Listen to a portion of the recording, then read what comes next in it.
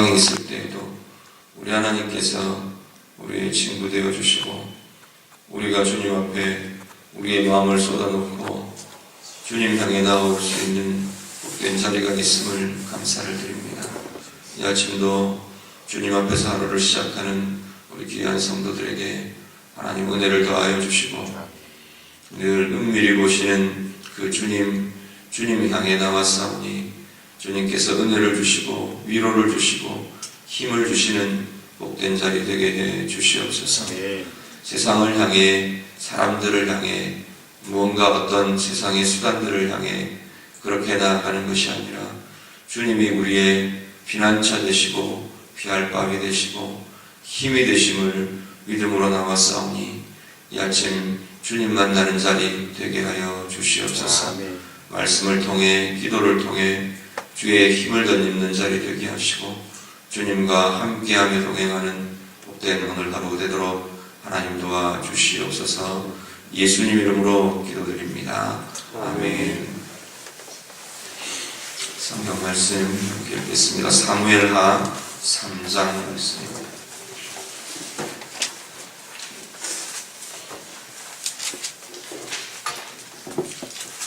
성경 사무엘하 3장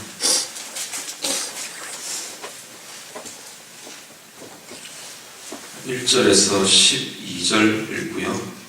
27절부터 마지막 절 39절까지 읽겠습니다. 1절에서 12절 같이 읽습니다.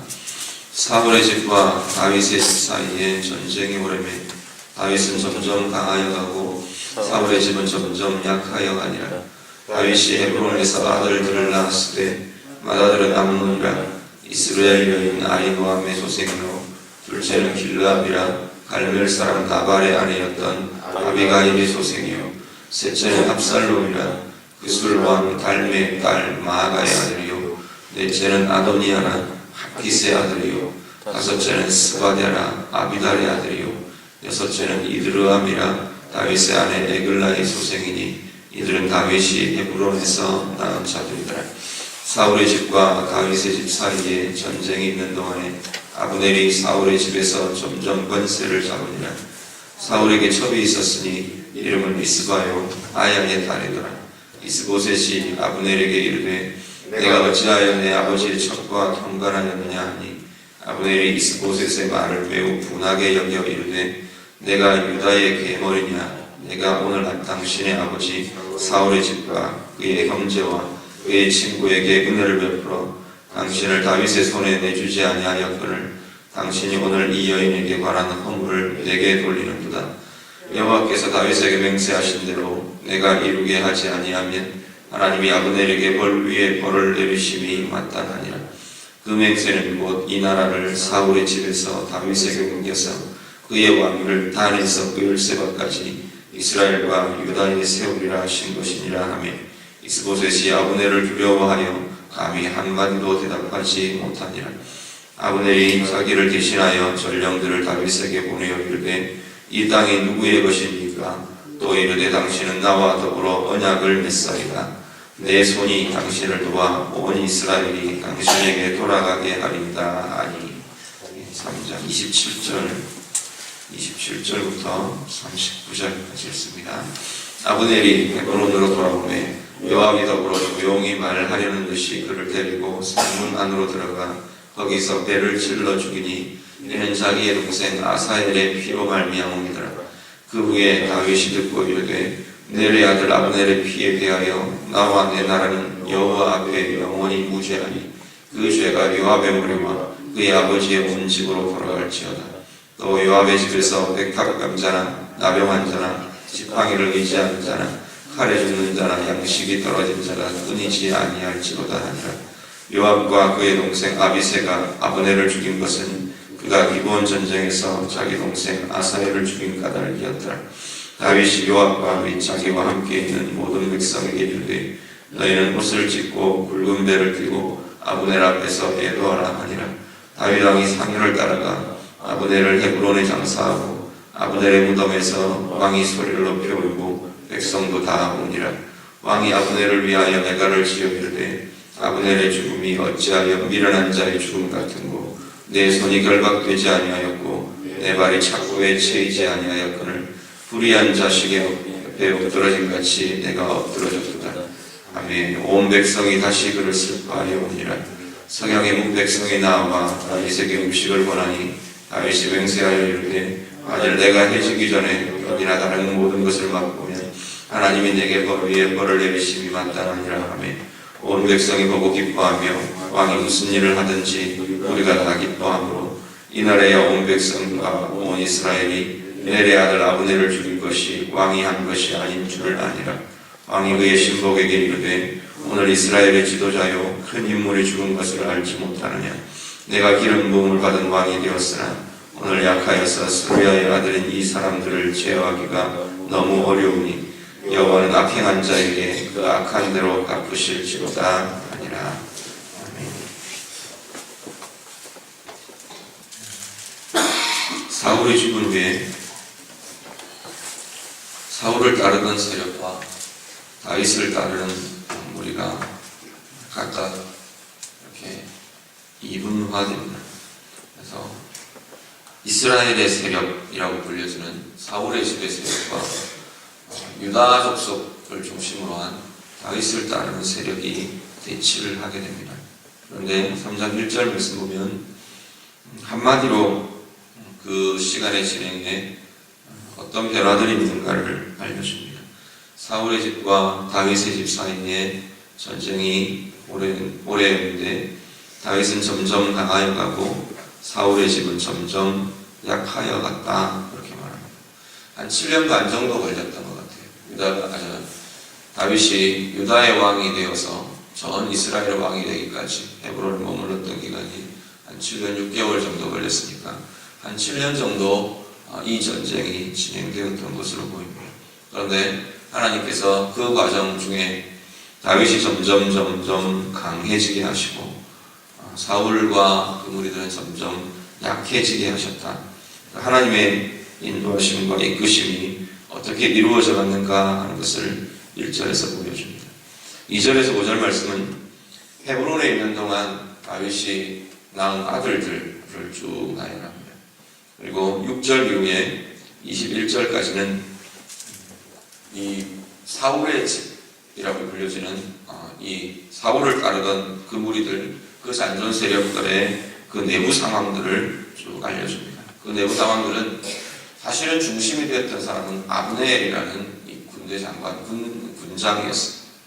아브넬이라는 이 장군이 주축이 돼서 사실은 이 사울을 따르던 세력들이 흩어지지 않고 계속 지금 버티고 있는데, 이 아브넬이 이스보셋이라는 사울의 아들 중에 하나를 내세워서 왕으로 삼고 그 세력들을 결집하고 있는 그런 상황이었습니다.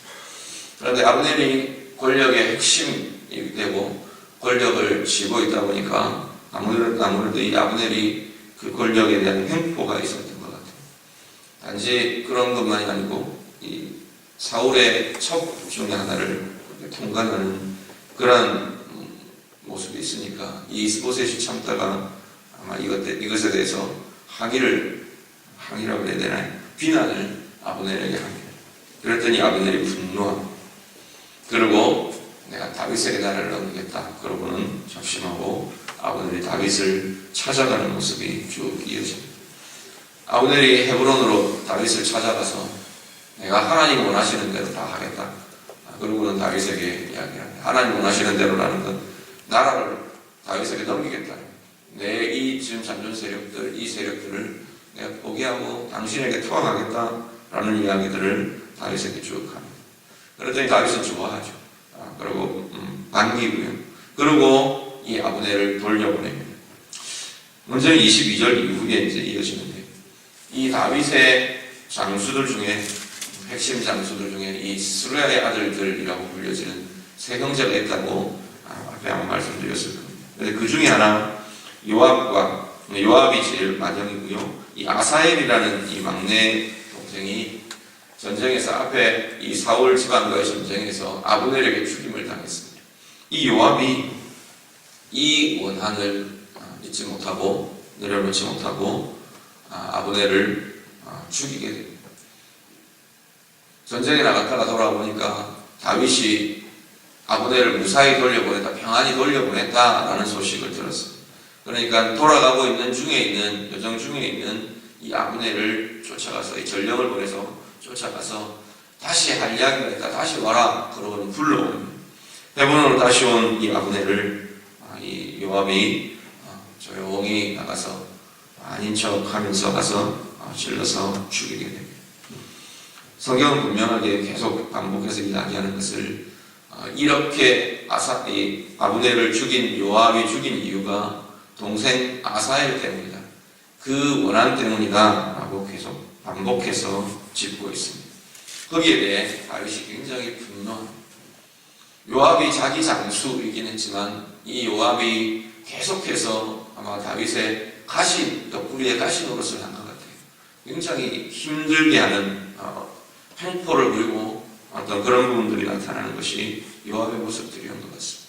사무엘하 계속 이어지는 내용들에 보면 곳곳에서 다윗은 이 요압에 대해서, 스루야의 아들들에 대해서 굉장히 힘들어하는 모습들을 곳곳에서 보이곤 합니다. 다윗이 분노합니다. 이 아브넬이 죽은 죽음이 자기의 책임이 아니라 오히려 요압의 머리로 그 피가 돌아갈 것을 오히려 선포할 정도로 굉장히 분노하면서 이야기를 합니다.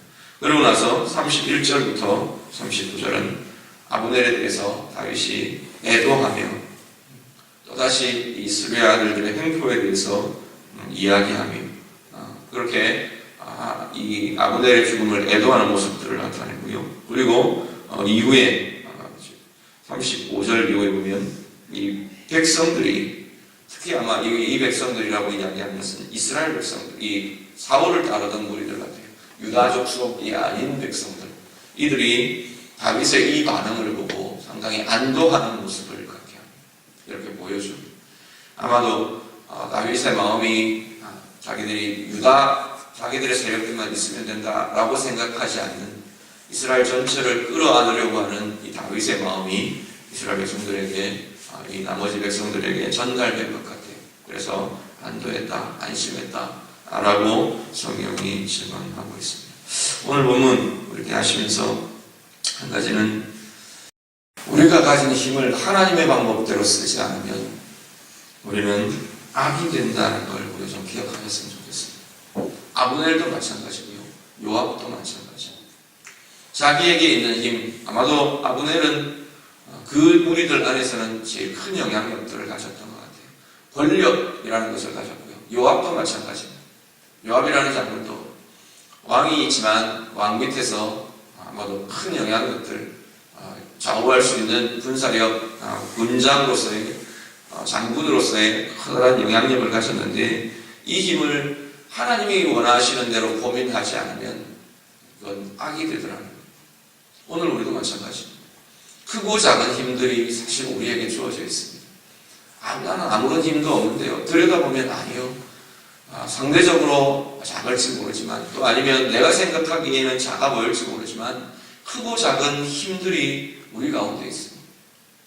사람의 어떤 누구의 관계의 힘도 있고요, 지위라는 힘도 있고요, 영향력이라는 힘도 있고요, 물질의 힘도 있고요, 건강, 육신의 힘도 있고요.